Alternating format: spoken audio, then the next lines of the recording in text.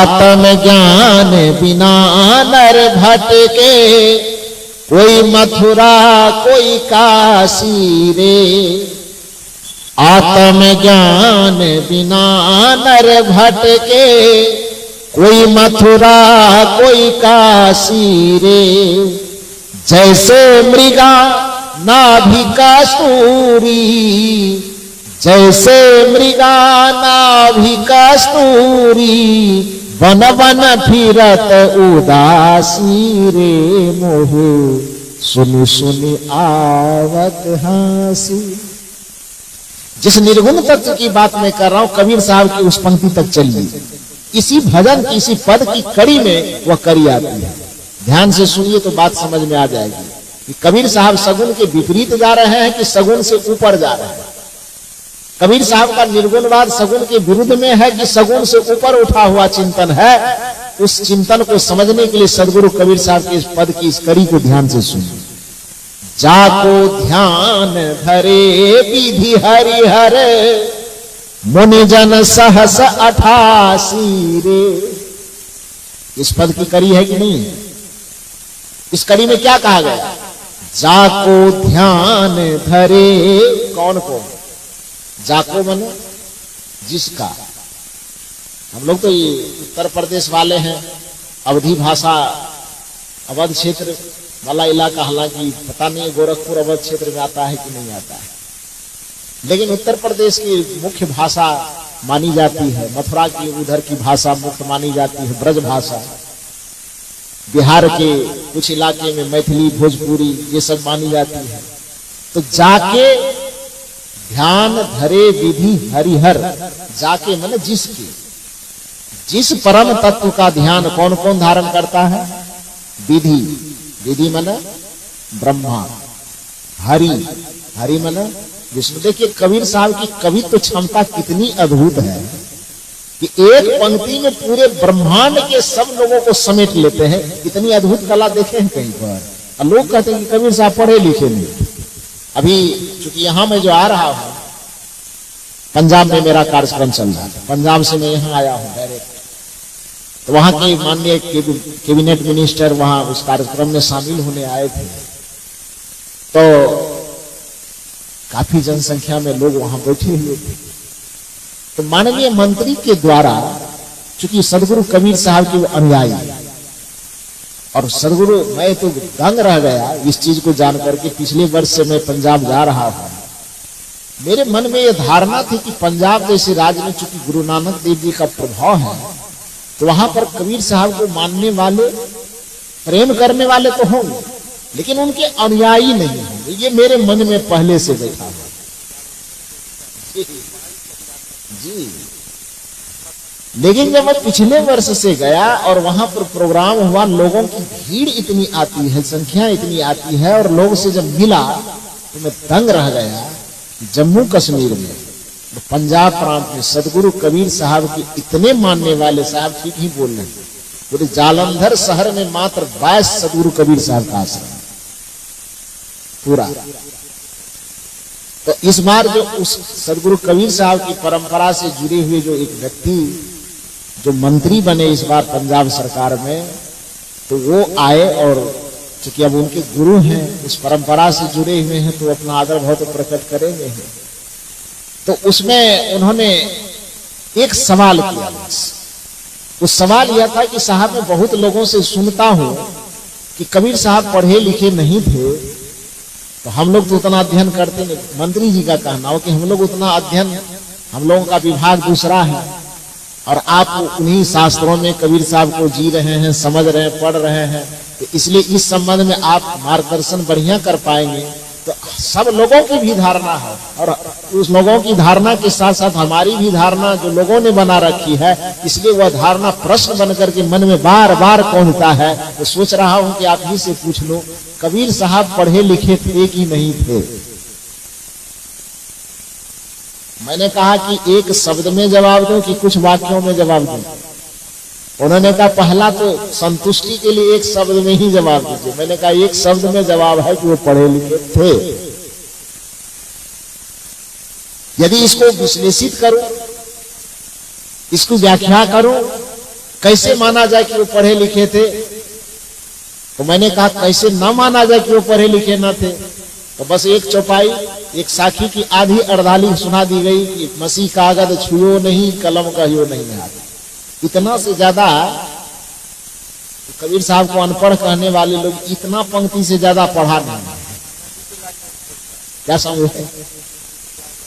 जितने लोग यह मानते हैं कि कबीर साहब अनपढ़ थे, कबीर साहब पढ़े लिखे नहीं थे, कबीर साहब को अक्षर ज्ञान नहीं था, केवल इतनी सी पंक्ति वो सुन रखा है, कहीं पढ़ा नहीं होगा बेचारा वो, कहीं केवल दूसरे से सुन रखा होगा और सुनी सुनाई बात परंपरा से चलती आ रही, मसीह कागज छुओ नहीं, कलम कहियो नहीं हाथ।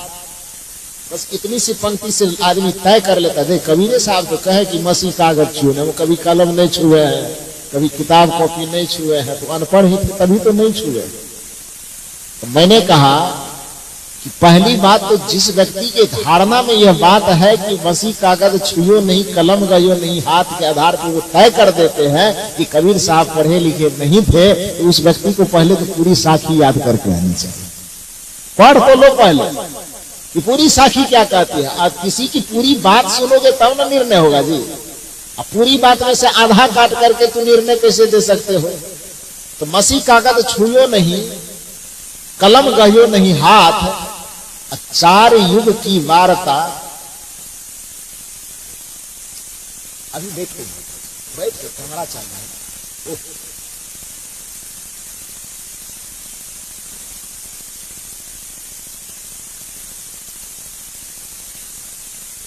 बोलिए सदगुरुदेव की। तो पूरी साखी क्या है? पूरी साखी में अपनी पूरी बात सदगुरु कबीर साहब कहते हैं कि मसीह कागज छुओ नहीं, कलम कहियो नहीं हाथ। ये आधी बात है। इसके आगे आधी बात क्या है? मसीह कागज छुओ नहीं, कलम कहियो नहीं हाथ, चार युग की वार्ता कबीर मुख ही जनाई बात। चारों युगों का जो सत्य है, कबीर साहब कहते हैं कि मैं उस सत्य को कहने के लिए मैं लिखा तो नहीं हूं, लेकिन अपने मुख से वर्णन करके मैं बता दिया। इस पूरी साखी को यदि कोई समझदार आदमी पढ़ ले तो उसको ये निर्णय देने की जरूरत नहीं पड़ेगी, ये नासमझी दिखाने की जरूरत नहीं पड़ेगी कि कबीर साहब पढ़े लिखे नहीं थे। उन्होंने कहा कि इसको कैसे तय करेंगे आप? धारणा तो संसार में अभी तक यही बनी हुई साखी के आधार पर। मैंने कहा यदि इसकी धारणा यही बनी हुई है तो मंत्री जी मैं आपसे निवेदन ये करना चाहता हूं कि दुनिया के जितने भी न्यायालय हैं, जज सबसे ऊंची कुर्सी पर बैठते हैं, उसके नीचे में 5-10 कर्मचारी जज के कहे हुए बात को टाइप करने के लिए बैठे रहते कि नहीं रहते? तो जज साहब जब कोई फैसला सुनाते हैं किसी के पक्ष में अथवा विपक्ष में, जिसको हम अंग्रेजी में जजमेंट कहते हैं, वो जजमेंट मुख से कहते हैं कि वो लिख करके देते हैं जी, मुंह से बोलते हैं। लिखने वाले कौन होते हैं? जो उसके नीचे में कर्मचारी होते हैं। तो जज साहब जब कोई जजमेंट देते हैं या कोई बड़े पदाधिकारी कोई जजमेंट देते हैं, कुछ आदेश पारित करते हैं, वो मुंह से बोलते हैं और उसके नीचे के कर्मचारी वो लिखते हैं। तो क्या मान लिया जाए कि ऊपर के जितने पदाधिकारी जो मुख से आदेश पारित करते हैं वो कि सारे के सारे अनपढ़, सारे के सारे गवार, ये माना जाए? मंत्री जी आप मंत्री पद पर बैठे हुए हैं, आपके पास भी सरकार ने पिया दिया होगा। आप जब कोई आदेश पारित करते होंगे किसी चीज के लिए तो आप उसको लिख करके देते होंगे कि आपका पिया लिख के देता होगा? या नहीं सरकार पिया लिख करके देता है? तो मैंने कहा तब मान लिया जाए कि आप मूर्ख हैं। तो मंत्री जी मुस्कुराने नहीं। मैंने कहा कि यदि आपके मुख से कुछ कहे जाने से यह सिद्ध नहीं होता कि आप मूर्ख हैं, तो सदगुरु कबीर साहब भी तो कह रहे हैं कि भाई आदेश में पारित किया हूं कि मसीह कागज छुओ नहीं। मैंने उस आदेश को देने के लिए ज्ञान को, अब मान लीजिए इसको एक माने वर्तमान उदाहरण के साथ समझिए। अभी मान लो कि ये मेरा प्रवचन चल रहा है, मशीन में रिकॉर्ड हो रही है ना। इस प्रवचन को कल चल करके कोई व्यक्ति, कोई जो साधक इस परंपरा से जुड़े होंगे, उस मशीन के माध्यम से सुन सुन करके किताब लिख दे। कोई व्यक्ति मुझे पूछे कि गोरखपुर का जो ये किताब छपा हुआ है, गोरखपुर के प्रवचन वाला, इस चीज को आपने लिखा है कि नहीं लिखा? तो मुझे क्या उत्तर देना पड़ेगा? मैंने कहेगा कि मैं लिखा तो नहीं हूं, लेकिन वो प्रवचन में मुंह से बोला हूं, किसी दूसरे ने लिख लिया। तो यह बात कह देने से कि मैं लिखा नहीं हूं बल्कि मैं उसको बोला हूं, इतने बात से प्रमाणित क्या हो जाएगा कि मैं मूर्ख आदमी हूं, मैं पढ़ा लिखा नहीं हूं।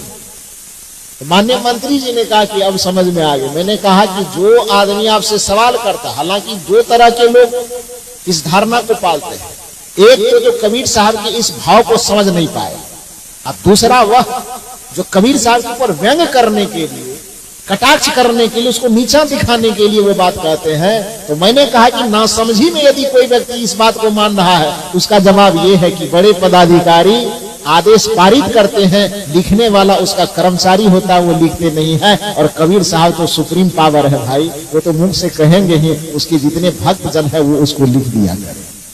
दूसरी बात ये, जो उनको नीचा दिखाने के लिए सदगुरु कबीर साहब को अनपढ़ सिद्ध करते हैं, ऐसे व्यक्ति के लिए जवाब यह है, सवाल उनसे यह है, सवाल में ही जवाब छिपा हुआ है। गीता, जिसको हम लोग अपना राष्ट्रीय धरोहर समझते हैं, जिसको राष्ट्रीय ग्रंथ घोषित करने की मांग भी की जाती है पूरे भारतवर्ष में, सवाल यह है कि उस गीता को कुरुक्षेत्र के मैदान में भगवान श्री कृष्ण ने मुंह से कहा था कि हाथ से बैठ करके लिखा था? जिस गीता को हम राष्ट्रीय ग्रंथ घोषित करवाने के पीछे झंडा लेकर के आंदोलन कर रहे हैं, जिस गीता के ज्ञानदाता होने के कारण भगवान श्री कृष्ण को महायोगेश्वर कहा जाता है ना, योगियों का भी योगी जिसे कहा जाता है, महायोगेश्वर, जगत गुरु तक की उपाधि श्री कृष्ण को दी जाती है। उस श्री कृष्ण के मुख से जो ज्ञान निकली थी गीता के रूप में, वह गीता भगवान श्री कृष्ण ने कुरुक्षेत्र के मैदान में मुख से कहा था कि हाथ से बैठ करके लिखा था। सीधी सी बात है कि हाथ से बैठ करके लिखे नहीं थे, मुख से कहे थे। अर्जुन का सवाल आता था और श्री कृष्ण से कह देते थे। कहा जाता है कि वेदव्यास ने उसको हस्तलिखित किया। अब वेदव्यास लिखे हो या कोई दूसरा तीसरा लिखे हो, मतलब इससे नहीं, उस पर हमें टिप्पणी नहीं करना। मूल बात यह है कि श्री कृष्ण ने लिखा नहीं था, श्री कृष्ण ने कहा था। तो मेरा सवाल यह है कि जब श्री कृष्ण मुख से गीता जैसे वाणी को लिखे नहीं, हाथ से कलम छुए नहीं, कागज पकड़े नहीं, केवल मुंह से गीता की वाणी कह करके जब महायोगेश्वर हो सकते हैं, तो संत सम्राट सदगुरु कबीर साहब अपने मुख से 4 युग की वार्ता बताने के बाद, परम सत्य का उद्घाटन करने के बाद, संतों का सम्राट महाज्ञानी महाविज्ञानी क्यों नहीं हो सकते हैं? उनको भी महायोगेश्वर कहा जाना चाहिए, उनको अनपढ़ नहीं कहा जाना चाहिए, उनको निरक्षर नहीं कहा जाना चाहिए।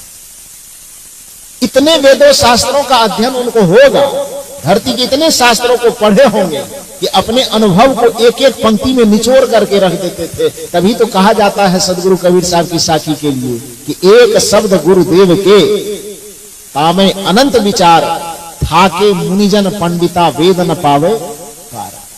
तो जिस वाणी के रहस्य को वेद पार नहीं पा सकता है, उस वाणी को अपने अनुभव से निकालने वाले व्यक्ति, क्या लगता है आपको कि बिना पढ़े हुए का जवाब दे दिए होंगे? और सीधी सी बात है कि किसी से कोई व्यक्ति जब संघर्ष करने जाता है, आमने सामने उससे लड़ने जाता है, तो पहले उनके सारे रहस्य को जान लेता है, तब न उनसे सवाल जवाब करेगा जी। किसी के मन में सवाल कब पैदा होता है? जब आप सवालों से संदर्भित आप चीजों को जान लेते हैं, तब न सवाल करने की हिम्मत आती है।